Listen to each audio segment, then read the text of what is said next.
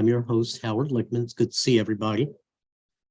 So tonight's presenter is Ken Seligson, PhD. Dr. Seligson is an assistant professor of anthropology at the California State University in Domingo Hills, Los Angeles County. He earned his PhD from the University of Wisconsin-Madison in 2016 and has been conducting archaeological field work in the northern Mayan lowlands since 2010. His research focuses mostly on human-environment relationships and resource management practices, as well as ancient technology. His first book, The Maya and Climate Change, which was written for a broader audience. In this talk, Dr. Seligson will discuss recent LIDAR-based findings in the Poop region and focusing on a large site whose name I will not pronounce. I'll let you pronounce that, and I'm going to let you come in. You have to unmute yourself, Ken. Thank you so much, Howard. And yeah, I'll take care of the Mayan pronunciations, no problem. Thank you very much for inviting me back. And I'm always happy to speak about the Maya. So I was very happy to get the call and do a little pinch hitting tonight. So thank you all for being here. I recognize a bunch of names from November, so it's great to see you again. And I'm always happy to talk about what we're doing up in northern Yucatan. So I'm guessing many of you have heard about LIDAR before. It's all the rage in archaeology, especially. It's really just amazing imagery to look at. And so today I just wanted to provide a bit of an overview for you all about the kinds of analyses that we're able to do now with LIDAR and how it's really changing. I mean, people use the term revolutionizing a lot, but this is actually a revolution in spatial analysis that has been going on in archaeology now for about 10 years, and we're really just getting started. So I'm going to be giving a brief overview about the study area. Some of you might recall from November, but just in case any of you were not here, I'll give you a little overview of where we're working in northern Yucatan, Mexico, and then a little bit about what we were doing specifically at the sites of Muluchtekel and Chanabchak and Cerro Hul in the last couple of years. So I'm coming to you live from Southern California right now in Los Angeles County. I teach at Cal State Dominguez Hills, which is in Carson in Los Angeles County, just about half hour south of downtown. Many of you are up there in the Northeast, where I'm from originally, from New York, from Long Island. And I work down there in Yucatan Peninsula of Mexico. So this is a broad view of the Maya area on the right. And my research is specifically in the northern lowlands of the Yucatan Peninsula, which is really just a flat limestone shelf that has risen relatively recently in geological terms from the Gulf of Mexico, from the Caribbean Sea. And so it's really, really flat for the most part, except for the area where I work in the Puc region. So just some landmarks for you that you may have heard of: Cancun, Merida, Chichen Itza. You probably have not heard of the town of Oshkotzcab, where we're based out of, where we have our archaeological research compound. And then the sites that I'm going to be talking about are up in this gray region called the Puc region, which is slightly more elevated than the rest of Yucatan. And the town of Oshkotzcab, the name means three turkey honey or tobacco, and it's a colloquialism for a marketplace. You can get anything there. And so we believe there had been a marketplace there for a really long time, but definitely since the start of the colonial period, about 400, 500 years ago in this region. And of course, there is a big marketplace right there at the center of town. And I'm lucky enough to work with colleagues from different universities across the US and in Mexico. And over the last 10 to 15 years, we've built up this amazing compound in Oshkotzcab that really supports active archaeology and is inviting for students to come down and participate with us. So one of the big things that we do on the project is, of course, collaborate with our local friends from Oshkotzcab and some of the smaller towns up in the Puc region. But also we bring students from my university, from Millsaps College in Jackson, Mississippi, Davidson College in North Carolina, and local Mexican undergraduate and graduate students from the university in Merida. So it's just been great to be able to bring students down with us every summer to help us out with the research and get some hands-on experience learning about archaeology. So I've mentioned the Pook region where we work, where we have this nice compound on the top right there that's out in the jungle, in addition to our compound in the town of Oshkoshkab. But this is what the Pook landscape looks like today, just forest all over the place. The population in the Pook right now is much lower than it was 500 years ago. So since the Spanish invasion and the resettlement of people outside of the Pook, it's been a slow trickle back into the region, and now you have really, really dense forests that have been there for hundreds of years now. There had been a period of plantation style agriculture with sugar and henequen being the main crops back in the 1700s and early 1800s. But really for the past 200 years, the whole area has been covered by forest. And so amidst these hills and the forests of the Pook region, you have thousands of archaeological sites and tens of thousands of archaeological structures. We know now that the Pook was inhabited at least as far back as 900 BC on a permanent basis, despite there being no surface water to speak of. People had to rely completely on capturing and storing rainfall that fell for really only half of the year. But people were there for at least 3,000 years now, if not longer. And that's one of the things that we're starting to get at with our recent field seasons. But we know there were peaks and dips in population over the next several centuries. And we don't get to a population peak until around 650 to 950 AD, which is called the late or the terminal classic period. And after 950 AD, there's a big drop off in population. You may have heard of the classic Maya collapse. That is when it came to the Pook region. And so after 300 years of steady growth and sustainability, if there's no rain, it's impossible to live in a region with no surface water. So we think that it was the incoming of mega droughts and long prolonged droughts, 3, 10 to even 20 years long, that forced people out of the Pook region. And after that, there was only a steady trickle back in.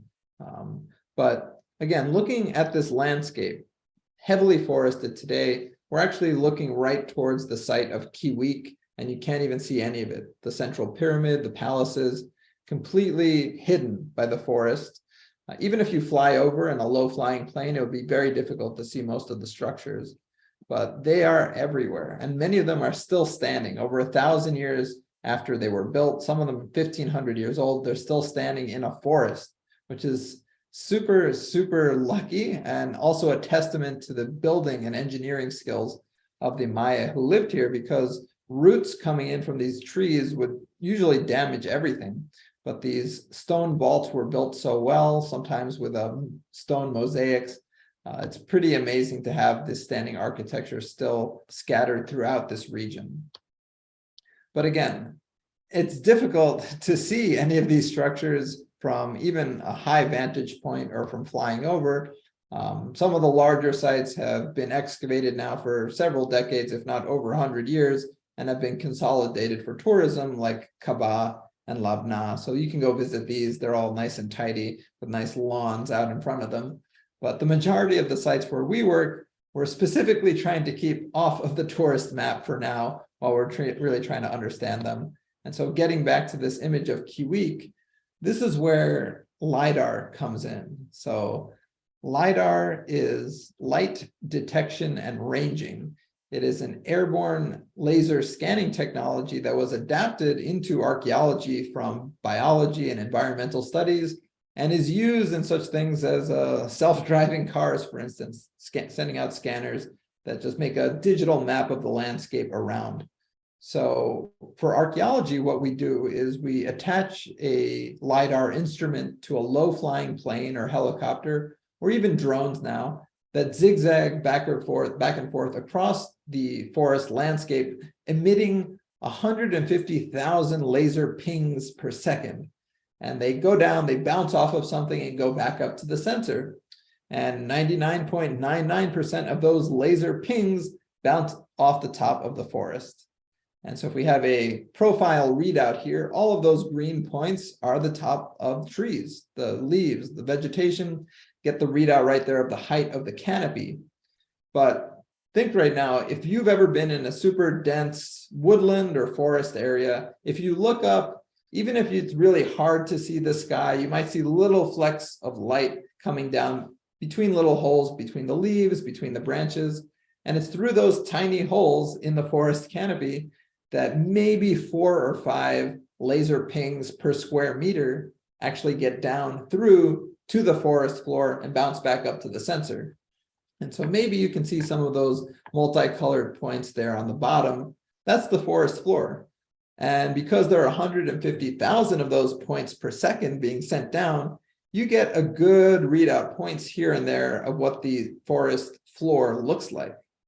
And stitching together those points, maybe 4 or 5 per square meter in some cases, you can get a digital readout of what the forest floor looks like. So here's a Google Earth image of the site of Muluctsekel, or at least the northeastern suburbs of Muluctsekel. This is what it looks like from Google Earth. You don't see anything. You see the forest in the summer, you see the forest in the dry season, and then you see these rows of freshly planted corn stalks and some orchard in the northwest corner here. But with a LIDAR flyover, you get a readout of what that forest looks like with all those points hitting up off the trees. And you see also the maize stalks, and you see the orchard in the top left. So this is what it looks like just baseline, the 149,995 points hitting up off the forest. But then we can remove all of those points that hit the vegetation, that hit the canopy, and what we're left with is the digital model of the forest floor below. So here's what is actually there in terms of the archaeology. And this image is about 3 kilometers across. All of these geometric shapes are archaeological features, square and rectangular platforms, a small pyramid right there, a structure that's 110 feet long with 12 rooms in it. There's a marketplace over there on the southwest part. And so we now are able to see this roughly 6 square kilometer area of Muluctsekel clear of all the vegetation. It would have taken at least 5 to 10 years to map this area if we were doing it just on foot, which is all we had access to until about 10 years ago. But now we can have a flyover on one day, maybe a couple of months of processing the data to create the digital models, and then we have this whole area done and can start our research from that point instead of starting and taking 5 to 10 years to do the research ahead of time. So honestly, I could stare at images like this for days on end if I didn't have other things to do, because it's just so cool to zoom in and zoom out and look at all these features that we can't even see sometimes when we are walking across the forest floor, because everything is so dense, you might miss a little line of stones that you would need to see in this zoomed out aerial version. So I do want to make sure that you all know, though, that still today, the main source of our data in archaeology does come from excavations, from hard on-the-ground recovery of materials and uncovering of structures that might be partly buried. That's where the bulk of the data are coming from. But this is now giving us a huge advantage in terms of starting points and where we can start our excavations, and also gives us a whole new area of data that we can look at in terms of spatial analyses. So again, this is just 6 square kilometers right here and has tons of information that will help us understand what life was like at Muluctsekel and where we want to focus our excavations moving forward. But we were lucky enough in 2017 with a National Science Foundation grant to get a flyover of roughly 240 square kilometers, which is this kind of yellow tan weirdly shaped image right here. We scheduled the LIDAR flyover to cover some of the larger sites that we already knew about, but it filled in so many gaps in between. And since that flyover, we found out that biologists had actually done their own LIDAR flyover a few years before us that covered this rectangular region here, which then added to our data set. But my colleagues that I've been working with, they've been working in this region of Yucatan for 23 years now. I joined the project in 2010, and in these last 6 years since we've had the LIDAR flyover, we've been able to test some of our hypotheses that we'd already developed, but also go well beyond what we thought we'd be able to do. So here's a zoomed in version of that 2017 LIDAR transect. You see the really distinctive topographic features of the Puc, all of these low hills. And then in the northern part of the transect, you see a broader open valley that is the Valle or Valley of Santa Elena, also called the Valle of Yashom in this place, this area. And so based on the initial LIDAR readings, we could see roughly how large sites are, how they compare with each other. Some range 1 sites, which are the largest, Yashom, Muluch Sekel, Huntich Mul, some second tier sites, and some really small third tier sites. So this is just giving you an idea of where these main sites are located in relation to each other. And for instance, from Labna to Muluch Sekel, it's really only about 7 kilometers, so just a little more than 5 miles, not too far away from each other. And these are some pretty large sites. So we know that about 1,200 years ago, the Puc was really densely settled, a huge population there, partly because people were already fleeing sites that were breaking down a little bit further to the south, sites like Tikal that you may have heard of, Palenque, all the big sites in northern Guatemala and Belize.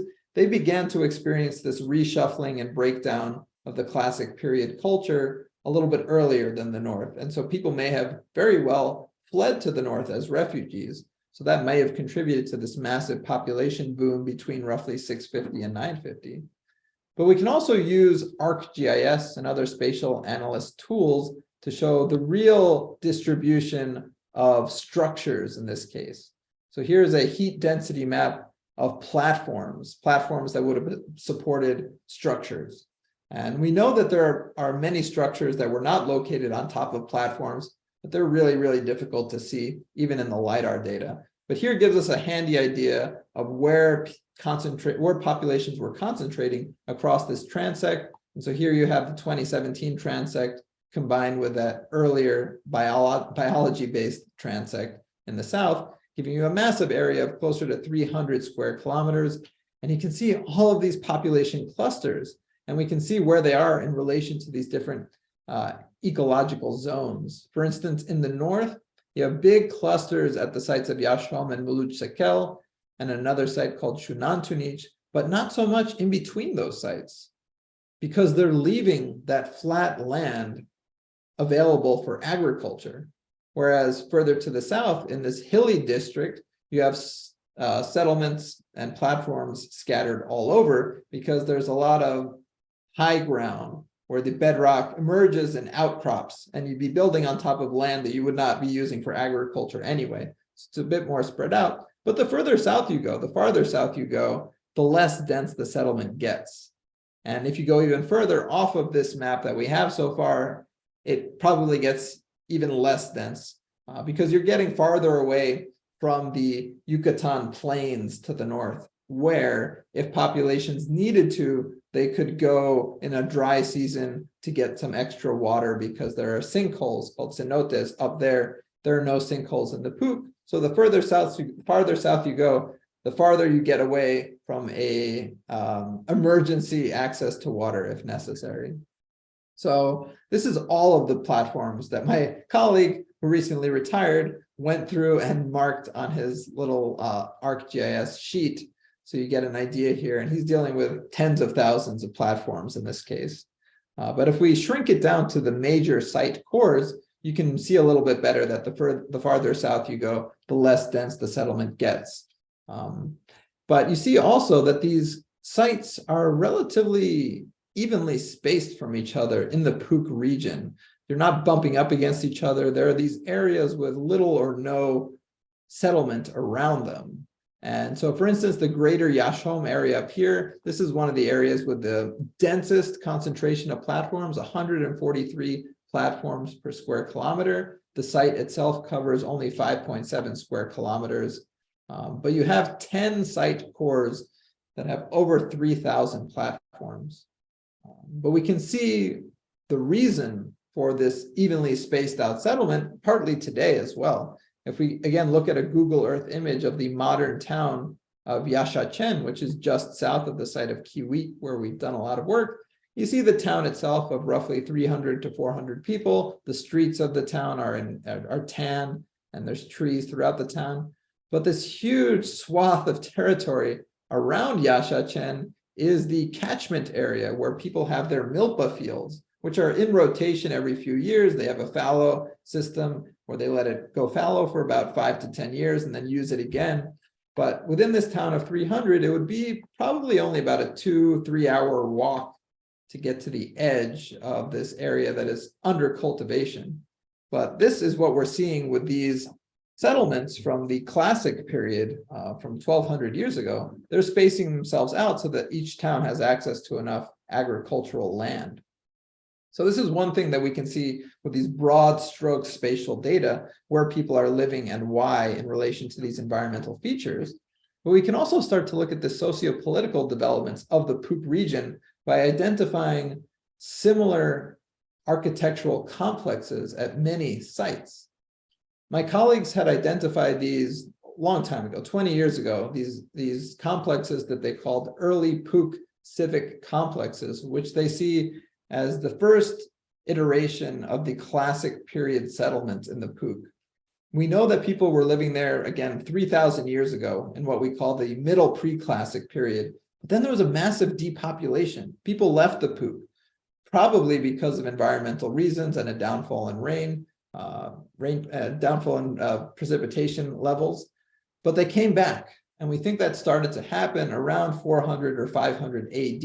And when they did come back, they built these complexes, which look relatively the same with, we have a pyramid type structure, usually on the eastern side, but sometimes along the northern side. We have a long structure we call a range structure. They're connected and closed off by these ramp features, and they're showing up at tons of sites in the Pook. So all of these triangles are these early Pook civic complexes, and they're also relatively spread out evenly. Some sites have multiple ones, which is super interesting, and we don't yet know why. But knowing where they are on the landscape gives us an idea of where people were resettling the region when they came back in the classic period after the hiatus between the pre-classic and the classic period. So we can begin to try to understand at least the spatial distribution of these socio-political complexes, these civic complexes. Another thing that we can see in the LIDAR data, which sometimes is very difficult to see on the ground, are these. Anyone have any idea what this line is? There was just a big article, I think in Science or Nature, by one of my colleagues who works in Guatemala about a massive system of superhighways that the Maya built at their site of El Mirador, which was from the pre-classic period in northern Guatemala. But that's what we're looking at here. Not superhighways, that's obviously an exaggeration, but causeways that connected different sites and connected within sites important complexes. So we were able to map several of these causeways called Sacbeob in Mayan, which means white roads, because they were slightly raised, some of them maybe even 5 or 6 feet above the ground, depending on the terrain, some of them just a half a foot or two. But they're connecting different sites in this area, from Yashom to the site of Nohoch Kep, or within Nohoch Kep, 2 complexes that we know as Cooperativa A and Nohoch Kep. So these were processional routes. People would, on important days, walk from one site to another on these routes. But over large expanses further to the north in the Yucatan plains, there's really dense scrub forest, which is not very pleasant to walk through. And if you were going to be walking from one site to another 15 kilometers away, having this nice paved road would be a great thing to have, especially during the rainy season when a lot of the landscape turns to marsh. So these were both ritual and functional utilitarian walkways between different sites. And the LIDAR is allowing us to see these kind of patterns, which don't necessarily show up if you're just walking around, because it's just 1 or 2 stones in a row. You need to have this kind of zoomed out view, which gives us an idea of inter-site connectivity. And so looking at this image, some of you might be noticing this feature here, labeled the Aguada Xpotowit, or the Xpotowit Reservoir. We also see these features throughout the LIDAR imagery. Here's another one. This one is at the site of Muluch-Tzekel. So one of our other main research objectives has been to identify changes in water management strategies over time. So these are massive reservoirs that usually started as probably the lowest lying areas of a site, that would naturally fill with water and pool during the rainy season. And so people who first lived at these sites began building up the edges and made these massive earthen berms that have kind of melted over time. This one is probably at least 2,000 years old, so the sides have gotten a little lower and a little messy over time. But we've identified 14 such reservoirs scattered across the study area. Some of them are massive, can hold maybe 8 Olympic swimming pools full of water, 5.7 million gallons of water. The one at Muluc Sekel that I just showed you here can hold about 3 million gallons of water. And at the Shpotowit Reservoir, this is what the berms look like today, covered with agriculture today, but these would have been even higher and tighter. They've just kind of melted a little bit over time. But we found 13 or 14 of these all across our study area.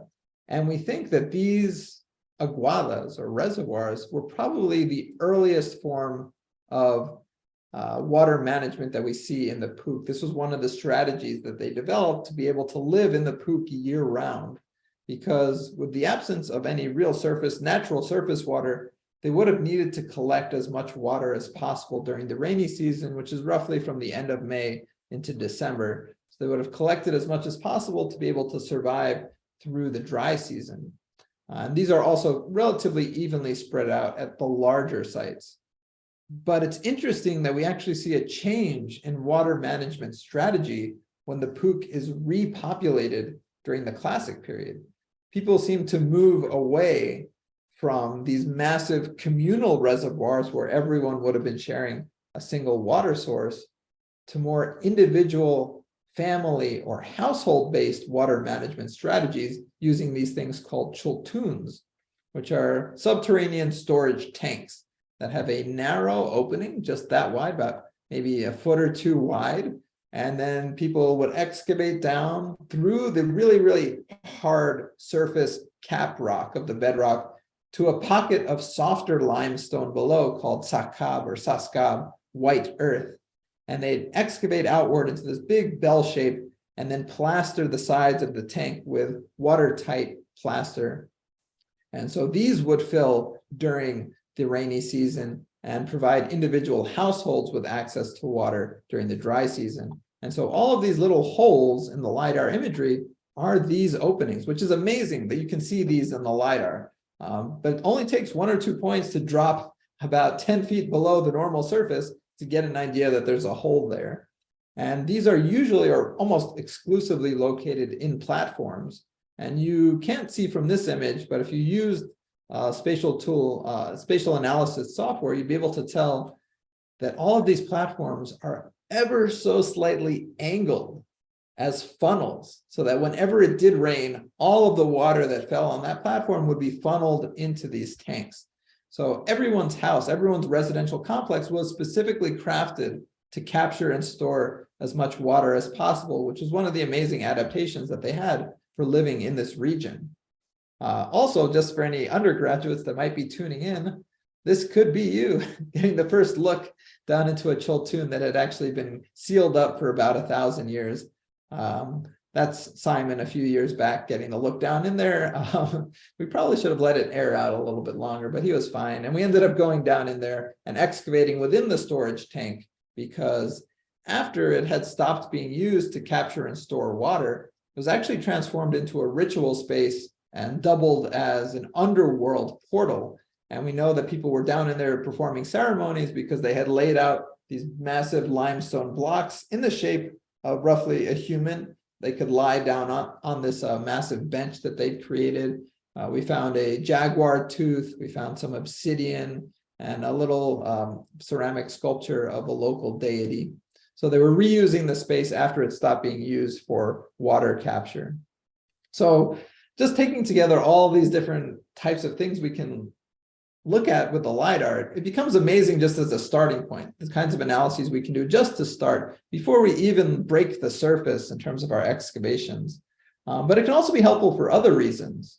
For instance, going back to this image of Muluc Sekel, the northeast corner of the site, you can see the outline of the dense vegetation that has not been cleared for agriculture. This outline here in green roughly parallels where we have all of these ancient features, which makes sense because they were building on top of slightly elevated terrain on outcrops that they wouldn't have been using for agriculture anyway. But we can also see in this image an area that is also raised up, but not used for architectural purposes, which gives us an idea that, you know what, probably it had been used for architectural purposes, but now it's cleared for agriculture. And probably in clearing the modern field, they cleared a lot of the archaeological features. And we see a lot of ancient stones being used in modern architecture in the towns around that area. Why go and quarry a whole new set of blocks yourself when there's a whole source of already quarried blocks waiting there for you? So we can see areas that probably were part of Mulut Sekel, but have since been destroyed by later generations of people living in the area. So that's just a brief overview of the kinds of things that we're starting to learn just from the LIDAR itself before we even get in there and start our excavations. But I wanted to focus on a brief case study right now from Mulut Sekel. The site itself means roughly mounds of bedrock. Mulut means mounds or hills, and Sekel means bedrock. And so we were able to work there starting in 2017, right after we got the LIDAR flyover. We would have been working there longer, but something came along in 2020 that stopped us for a season or two. But we were able to do a lot in that first 3 seasons, those first 3 seasons at Mulut Sekel, which you see here up in the northern part of our transect, right on the edge of this broad valley. So it's in this ecotonal zone between the hilly region to the south and this broad breadbasket to the north, and probably was there, located there specifically because it would have been a good trade point between these 2 regions.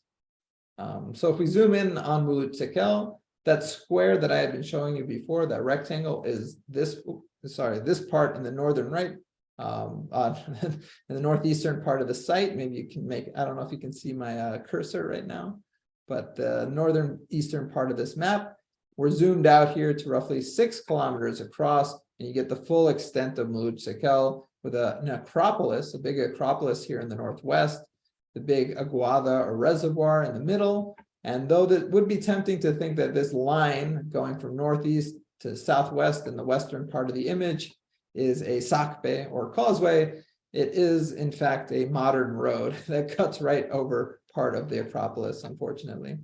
But to give you an idea of the settlement density at Mulut Sekel, the structure density, it's also in this ring shape around the central flat area that would have been used for agriculture and also to capture all of that water into the aguada. So to give you an idea of what you're looking at from a drone's eye view, looking here to the west-northwest, this little patch of green right here is where that aguada is located in the center of this big plain that was recently cleared and will be planted with either milpa, corn, or with orchards. And then you can see the Pook Hills to the west, southwest, and the whole site is arranged around this central flat area.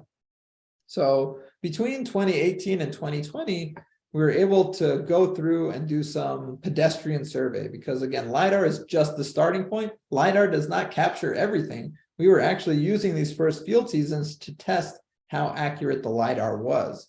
So over the course of these first 2.5 field seasons, we conducted this pedestrian survey. And in this case, the pedestrian refers to walking around and using these handheld things. It does not refer to our excitement level, which was turned up to an 11. One of the objectives of our study at Mulut Sekel was to test the efficiency of the LIDAR. And overall, we found that over 75% of the structures were visible in the LIDAR data before we even got there. And over 95% of those big rectangular and square platforms were visible, which is just amazing. It really is just a huge help. But again, it does not capture everything. So we do have to be careful that when we are going there and completing our survey on foot, we do take note of small little groups of stones that might be the remnants of a really, really tiny structure that was built out of wood and thatch and just had these stones there to keep the wooden walls in place. Those don't really show up in the LIDAR. So we got to make sure that we're not forgetting about possibly could have been upwards of 50% of the people living at the site whose houses are not visible in the LIDAR. So we need to really up our population estimates. And so it's really shifting what we think about how many people lived in this region. But if you broaden out to the Maya area, it's really changing our picture of how many people were living in the broader Maya zone. Because my colleagues who work in northern Guatemala, I mean, we're very proud of our 240 square kilometers. A couple of years ago, they got 2,000 square kilometers in northern Guatemala. And I heard that they just upped that to around 10 or possibly even 20,000 square kilometers.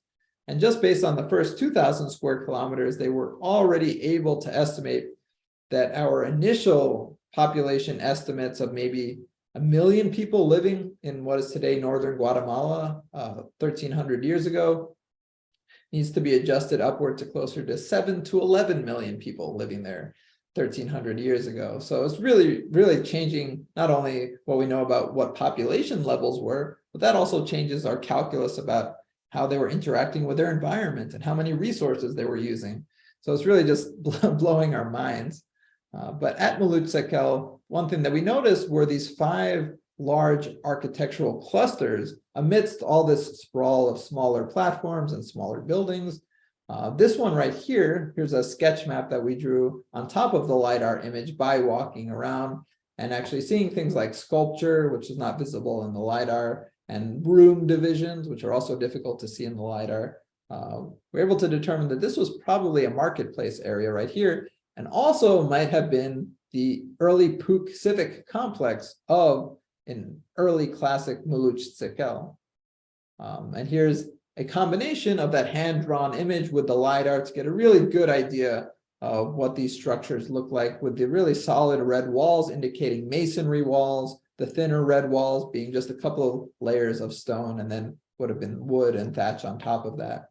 But if we zoom out again and look at some of those clusters, we notice there are 3 really, really large structures, really long structures, in addition to the Acropolis in the northwest. These long structures had anywhere from 10 to 12 rooms and would have been mini palaces. I mean, think of McMansions. People living in these probably would have controlled a lot of territory in their parts of Muluctekel. These may have been seen in some ways as farmhouses of the wealthy first founders of the site that, through their control of the territory and the best agricultural lands, were able to build up and accrue generational wealth that they passed on. And some of these had nice decorations that had fallen from the facades, which is pretty common in the Puuc region. We were actually, as part of our survey that we were doing on the ground, we were looking for a structure that we knew had existed at Muluctekel back in the late 1800s. This photo was taken in 1887 at Muluctekel. You can see there wasn't much forest at the site at that time because a lot of the land was cleared for henequen farming in this particular area. But we knew this site, this structure existed at Muluctekel.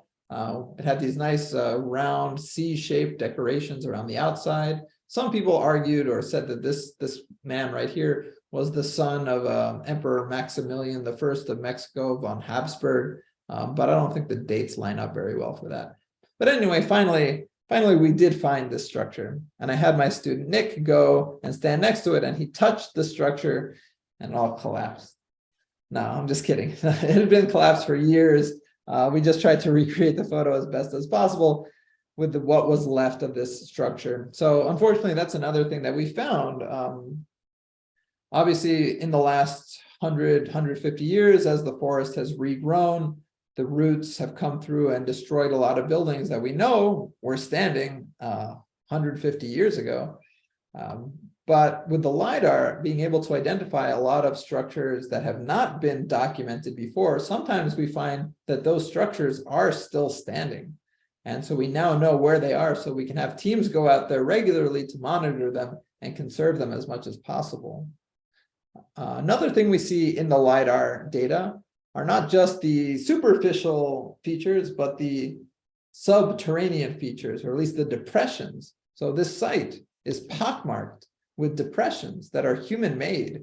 And these are quarries that they would have quarried the stone to then build these structures. They're not going to some far-off place to get the stone and bring it here. There's limestone that is perfect for building everywhere.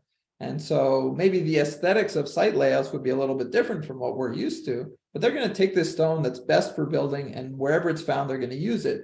And actually, if these depressions that are left behind were then plastered with stucco, lime stucco, or maybe even with clay, they could have served as smaller reservoirs for these complexes right around there. And so these are even more difficult to see walking around. You don't know whether you're stepping into just a natural pit or just a quarry. So being able to see it with a zoomed out image allows us to see exactly where these quarries are in the landscape and where people were getting their stone from, what types of quarries they were using. And so we've also found in the LIDAR massive sheet quarries that we would definitely not be able to see in real life without this help, where they had excavated probably only maybe 2 or 3 feet of the surface cap rock, but in this really large area. So you wouldn't have been able to tell that this was a quarry just walking around. One of the things that I did as a result of this preliminary LIDAR quarry analysis was excavate a little quarry that we have here. So this right here is the quarry. These rows are actually chipped away at the edge of the bedrock, and that's why you have a depression right here. The stone taken from here, here's another image of this long ledge quarry, was probably used to build this building and this platform right here. So just over the course of 2 weeks, a very minimal test excavation, I excavated a trench through this ledge quarry and found that, yeah, these were ledges created by people drilling down a little bit and then prying stone away from the ledge to use. And unlike in some other areas of the Maya region, where you have really nice, dense limestone, almost like marble, where you can cut a really nice straight edge right out of the bedrock, we don't have that in the Pook. This is much more gnarly bedrock. So people would probably dislodge whatever massive stone they could in whatever shape it came out, and then finish it later if they were going to make it into a nice rectangular or cubic stone. But using photogrammetry or digital photography to create 3D images, I was able to notice that if you look closely in the bedrock using a monochromatic layering, you can actually make out little indentations where they would have been doing the drilling and then prying the stone away. And so let me see, how are we doing on time? So just to wrap up, I just wanted to mention some of the work that we did this past summer. Finally, after 2.5 years of pandemic, we were able to return to continue the field season. And I decided to focus on 2 really smaller sites, because a lot of the focus in Maya archaeology is still on those much larger sites. And actually, LIDAR is reinforcing that by having people find all these new sites that are really large and working there. So my colleagues and I decided to work at 2 smaller sites called Chanapchak and Cerro Hul. We named them because they had not yet been identified. They're only identified with the LIDAR. And I was able to bring forward my students from Cal State Dominguez Hills with me. This is them at the beginning of the first day, and by the end of the first day, not quite as happy or excited, ready to get back after 110-degree heat out in the buggy jungle. But these 2 small sites are little clusters there. You would not have noticed them at all in the broad LIDAR expanse. But we were able to map these 2 small sites, Cerro Hul, which had 45 platforms and 94 structures centered around this small hilltop. And then just to the east, we had this other small site. At Cerro Hul, we were able to find some of that partly standing architecture that can now be preserved, because on top of the hill, 2 of these buildings have walls that are still largely intact. And so to prevent them from further collapsing or further decaying, people can get up there and shore them up now. And across the site, we also noticed a few curious things in these platform areas, including a metate or a grinding stone that was super shallow. Most of the grinding stones in this area are really deep by the point we get to them, because people have been working on them for a long time.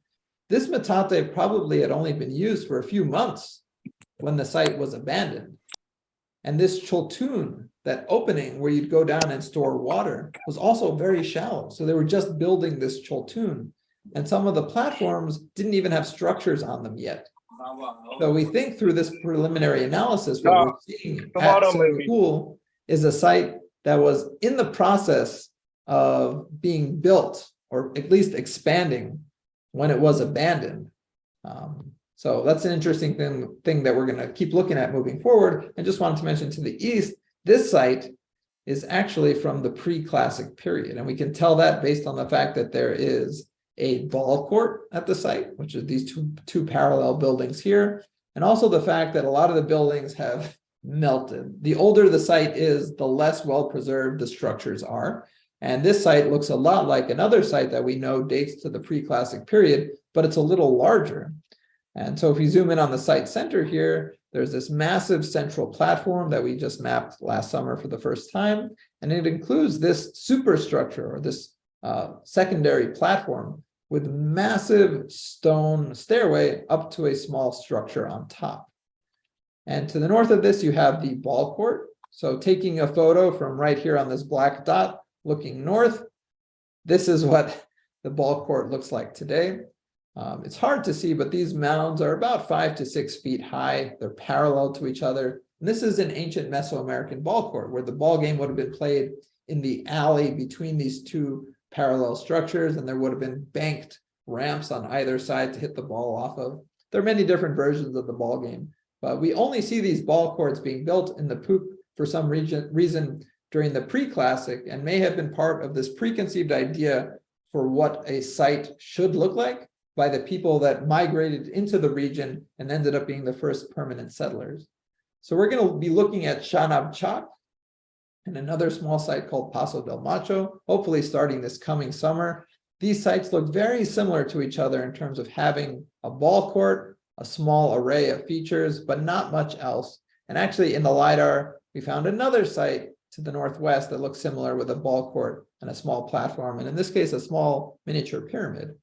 So the idea moving forward is to test whether the Pook actually had multiple tiers, whereas we used to think there was just the small sites and the really large sites. We now have possibly 3 or 4 tiers of settlement early on in the pre-classic period. So moving forward, that's what we're going to be looking at, hopefully checking out some of these earliest, smallest sites in the Pook to see whether they may have been founded even earlier than their larger neighbors. And again, LIDAR is just the starting point, but it already helps us learn so much. So we're super excited to get back to the field this coming summer. And just because Howard mentioned it, I'll just put in another brief plug for my book that did just come out this past November. I talk about all the advances that we have come through from the LIDAR already in the first 10 years of the LIDAR revolution. But honestly, we're just getting started on that. So thank you so much to all of you for showing up today on a Tuesday evening. Thank you so much to Howard for the invitation. And I'm very happy to answer any questions. And I see some questions may have come in the chat already. So I'll stop sharing, and yeah, thank you all again. Quickly, thank you for joining us. Dr. Mirza will be joining us in May.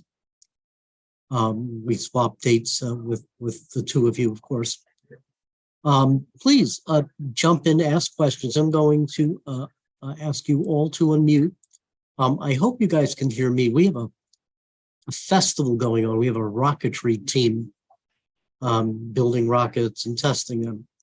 I can barely hear myself think. Do you speak Mayan? Is it? That's a good question. So I took 2 semesters of Yucatec Mayan at the University of Wisconsin, and I thought I was semi-proficient, basic understanding, but down there the guys speak with so much slang that I found out it was semi-useless. I mean, I know phrases here or there, and especially ones related to archaeology, but I've unfortunately not kept up with my Mayan just because there are different variations in whatever region you're working. The locals, they all speak Mexican Spanish. Oh, that's well, not everyone. So some of the older guys that we work with, their main language is still Yucatec Mayan. Some of the younger guys have to translate some of the Spanish for them. Younger generations are getting farther away from Yucatec, which is unfortunate. There's still, I think, more than 2-3 million Yucatec speakers, but it's definitely one of those languages that is endangered moving forward because younger generations don't necessarily want to learn Yucatec as much. But yeah, so yeah, Spanish is the main mode of communication for me, at least. We have some questions in the chat, but if anyone wants to jump in, please don't be afraid to do so. We stop the recording when you guys are talking, so we don't record the question and answers. So you don't have to be shy. I can't say the word. It is recording. Would rain be enough to fill them, or do you think they drew water from reservoirs to fill them up as well? Yeah, that's a great question, Elizabeth. The rain would have been enough to fill them. Would have been more than enough, actually. The size of these choltuns, they can maybe hold, I think, upwards of 110,000 liters, and there would have been plenty of rain that fell throughout the season to fill that and more. So unfortunately, they did not have access to the reservoirs that had been built earlier on probably still would have been in use, and these choltuns, these household level cisterns would have been supplementary. But yeah, we believe that by the end of the rainy season, all of the ones would have been filled, and they kept building more of them because just to make sure that they had extra water supply if necessary. But yeah, they would have been filled by the end of the rainy season, assuming it was a normal rainy season. When things became a little bit more unpredictable at the end of the classic period, it's quite possible that they would not have filled to the brim, and that would have put a stress on the populations living there in the dry season. She also asks, what made the population feel comfortable not having to use the cholterns anymore for water storage? Oh, that's interesting. So we believe that they were using the choltuns all the way through the end of the habitation period called the Classic period. When people moved back into the region after the Spanish invasion, that's when you started getting access to deeper well digging technology, but you don't really have permanent settlements in the Pook again until the 1700s, really. And at that point, you're accessing the subterranean water table, which is a good 100 meters below the surface, and so therefore unavailable to pre-colonial well digging technology, but then was accessible later on. And in terms of finding any proof of sewage systems, that's a great question. Unfortunately, the answer is no. We don't have any piping or anything like that, but colleagues are pretty sure that they were using night soil to help fertilize the field. So human excrement that was processed and then used in the fields to keep the soil pretty fertile. It's also possible that they were burning things, maybe like sewage, but more likely trash, in these massive pit kilns that I was talking about in November. They were used to make burnt lime, but they also could have been used to dispose of trash as well and for burning it. Yeah. And I see Larry asked, does LIDAR provide, as a part of its program, a mapping to latitude and longitude coordinates, or is this handled separately? Oh, good question. Yeah. So when they're doing the LIDAR flyovers, they are coordinating with some towers nearby that give them the horizontal spatial data to make sure that when you get your processed image, it is completely plugged into whatever UTM or spatial format you'd like. So they are coordinating as they're collecting the 150,000 points per second. They are triangulating with these towers nearby. And next question. Let's see. We visited a place where the Mayan civilization existed, demonstrated a gravity flow water supply system created from the mountain to the flat. One person asked, actually, Dr. Mirza asked, in 2007, when I was in Madeira for an IPCC meeting, we visited a place where the Mayan civilization existed. We demonstrated gravity flow water supply systems. Yeah, that's interesting. So like something like even like an aqueduct, we don't have evidence of any aqueducts or any kind of pressurized or even gravity flow water supply system in the Pook where we work, aside from some irrigation canals from some of these central reservoirs that would have helped to irrigate fields around there, but not necessarily for drinking water. So for the choltuns, for the cisterns, they would have been pulling the water up in these ceramic vessels that actually look a lot like Greek amphorae. But down in Palenque in Guatemala, and Chiapas in Mexico, they do have some evidence for a pressurized, maybe calling it a toilet is a bit much, but a system where they could have actually forced water upward in a hydraulic system in fountains and in households down there. But that's because they have a massive amount of running water down there. Unfortunately, we don't have any evidence to date, which doesn't mean it doesn't exist, but we don't have any evidence to date in the POOC of a gravity flow water supply system. Right. The gentleman asking the question is a environmental scientist. Oh, cool. Hopefully he'll be talking about integrated water management systems in a future presentation for us. Oh, nice. Yeah. And there are just billions of questions. Yeah. But no live questions. No one's going to join. Oh, there's plenty in the chat. I like this. Is great. So Heather asked, regarding the Chultuns, what evidence did you find that showed that the Chultuns were first used as water storage? What evidence did you find that showed that they had transitioned to ritual spaces? And how did you know that they were built as ritual spaces? They weren't built as ritual spaces originally. That's a great question, because we don't know for sure. And it's quite possible that they switched off when they finished all the water from the that they had captured from the rainy season. It's quite possible that once they were empty or empty-ish spaces, they could have been used for ritual. Actually, before they were either a ritual space or a water storage space, they were a quarry. They weren't just excavating these pits and not using what they were taking out. So the first part of the use life was as a source of sascab, or that softer white stone that could have been used. You could break it apart and tamp it down and use it as floor material or as fill in the walls. So it is possible that some of them were used for ritual purposes before. They ended up being used for water storage. But the thing that tells us that they were used for water storage, at least for much of their life, was the plastering of the walls to make them watertight. And the fact that we find a lot of broken vessels in the bottom that were of the type that were for pulling water out. But it is quite possible that they went back and forth for ritual purposes. And of course, when there was no rain, if there was a drought going on, it's most likely that you'd perform water-giving rituals in the place where you'd be hoping to store the water. So it could have been back and forth for sure. Dave DeLeo asked if you could again state the period these structures are represented. Yeah, for sure. So some of the earliest structures that I talked about date back to around 900 BCE. That's when, or BC. That's when we're talking about the construction of the ball court and some of the large platforms at the sites of Shanab-Chak and Paso del Macho near the end there. Then the bulk of the architecture that we see in the LIDAR probably dates to between 650 to 950 AD, which is when we know the population was just booming in the POOC and many more people were coming in. And a lot of the structures that we can tell in the LIDAR date to this period, 650 to 950 AD.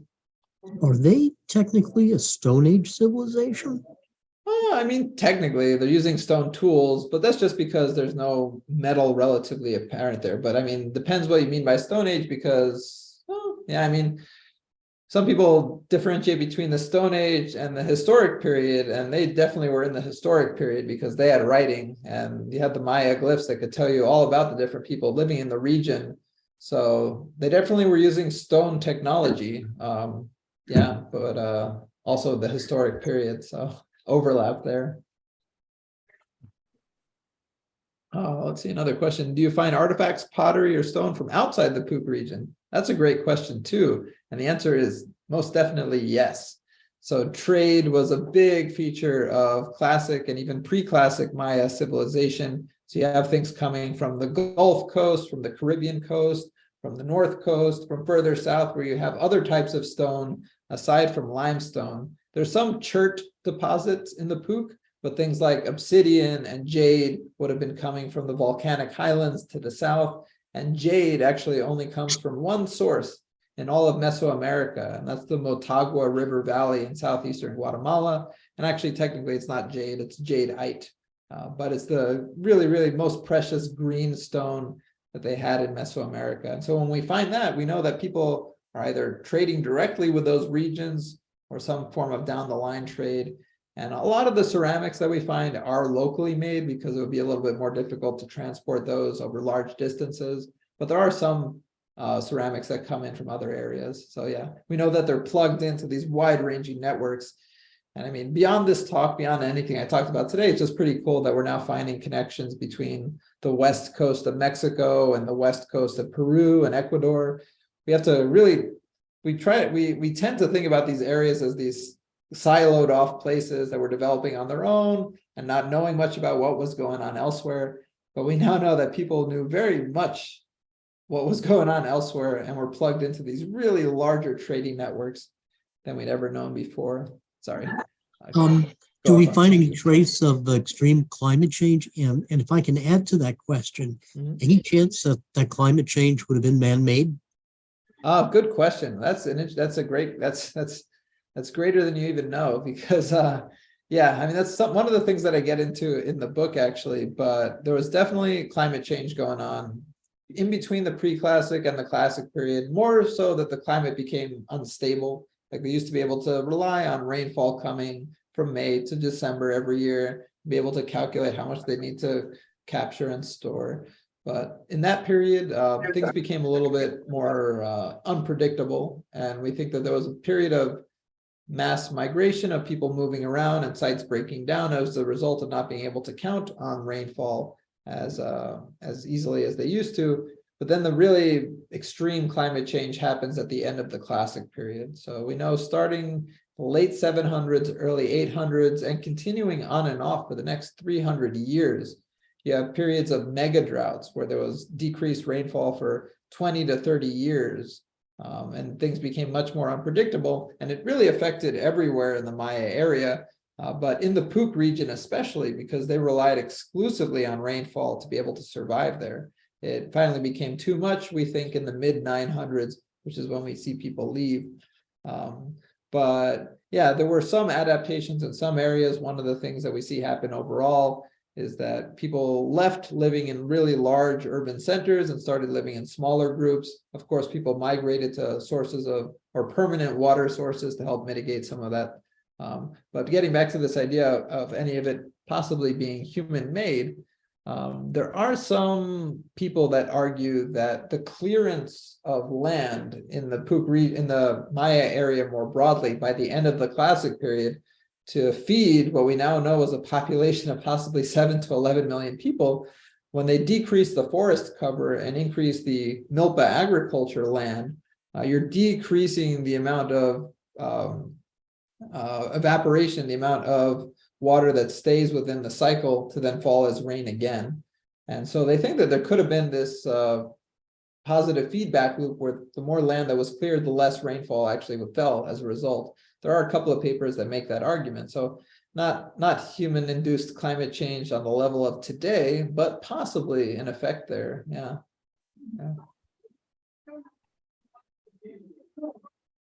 See, do the villages that are there now use the same crops and rotation as 1,000 years ago? Also a great question. And unfortunately, the answer is mainly no.